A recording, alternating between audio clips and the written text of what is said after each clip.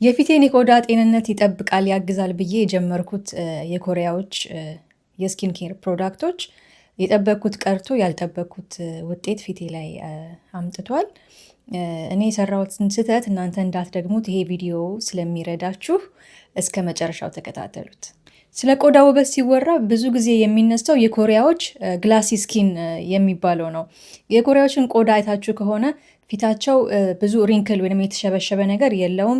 ፊታቸው በጣም እንደ መስታወት የሚያበራና ጥርት ያለ ቆዳ ነው ያላቸው።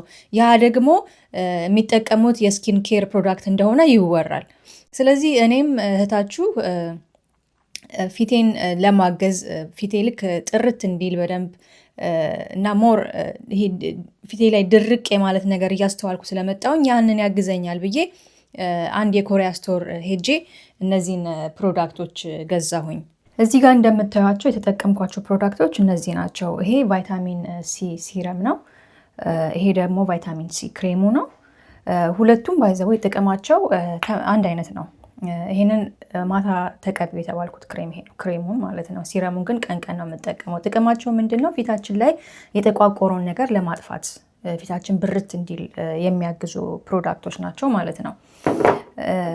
ይሄ ደግሞ ፒዲአርኤን ፕላስ ሃይሉሪን ይላል። የዚህ ደግሞ ጥቅሙ ምንድነው? ፊታችን እርጥበት እንዲኖረው ወይም ደግሞ ሃይድሬት እንዲሆን የሚያግዝ ፕሮዳክት ነው።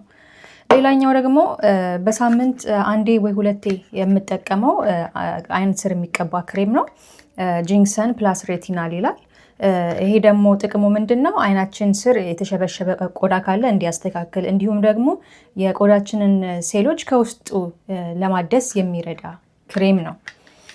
በመጨረሻ ደግሞ የምጠቀመው ይሄንን ሰንስክሪን ነው። ቀን ቀን ላይ በፀሐይ ፊቴ እንዳይጎዳ ይሄንን ሰንስክሪን እጠቀማለሁ ማለት ነው። ታዲያ እነዚህ ሁሉ ፕሮዳክቶች ይሄን ያህል ጥቅም ካላቸው ችግሩ የፈጠረው ምኑ ጋ ነው?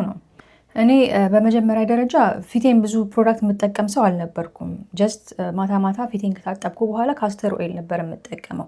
ከዛ ፊቴ ከለመደው ወጥቼ በአንድ ጊዜ እነዚህን ሁሉ ፕሮዳክቶች ስጠቀም፣ በተለይ ቫይታሚን ሲ በጣም ለቆዳ ጠንካራ ነው። እንደምታውቁት ቫይታሚን ሲ አሲዲክ ነው። ስለዚህ ለፊታችን በተለይ ሴንሲቲቭ ቆዳ ላለው ወይም ደረቅ ቆዳ ላለው ሰው የበለጠ ፊት ሊያደርቅ ይችላል። እና እኔ ጋም የተፈጠረው ችግር ምንድነው? እነዚህን ሁሉ ፕሮዳክቶች በአንዴ ስጠቀም ቆዳዬ ተቆጣ ማለት ነው። ስለዚህ ቆዳዬን ሃይድሬት ከማድረግ ይልቅ ጭራሽ ቆዳዬን አደረቀው እና አሁን ለምሳሌ ፊቴ የሆነ ውጥር ያለ ስሜት ይሰማኛል ቆዳዬን ማለት ነው። እና ፎቶ ላይም እንደምታዩት ግንባሬ አካባቢና ጉንጬ ላይ ቆዳይ መድረቁ ያስታውቃል። ሽብሽብ ነገር ብሏል በትንሹ ማለት ነው። ስለዚህ ከኔ እንድትማሩ የምፈልገው ነገር ማንኛውንም ፕሮዳክት ስትጠቀሙ አንዴ በጣም ብዙ ፕሮዳክት ፊታችሁ ላይ አታድርጉ። ቢያንስ አንድ እያደረጋችሁ ፊታችሁ መጀመሪያ እንዲለምደው ማድረግ ነው እንጂ በአንድ ጊዜ ብዙ ፕሮዳክቶች ፊታችን ላይ መጠቀም ፊታችን እንዲቆጣ ያደርጋል ማለት ነው። ስለዚህ ለሚቀጥለው አንድ ወር ይሄንን ቤት የሰራሁት ነው። ሺያ በተር ሆሆባ ወይንም ጆጆባ ኦይል ብለን የምንለው እና ቫይታሚን ኢ አንድ ላይ አድርጌ የሰራሁት ክሬም ነው። ለሚቀጥለው አንድ ወር ይሄንን ብቻ ነው የምጠቀመው። እነዚህን ፕሮዳክቶች በሙሉ አቁሜ ያለውን ለውጥ አሳያችኋለሁ። ባይ ዘ ዌይ ይሄ ክሬም ለፊት ብቻ ሳይሆን ለፀጉርም ጭምር መጠቀም እንችላለን።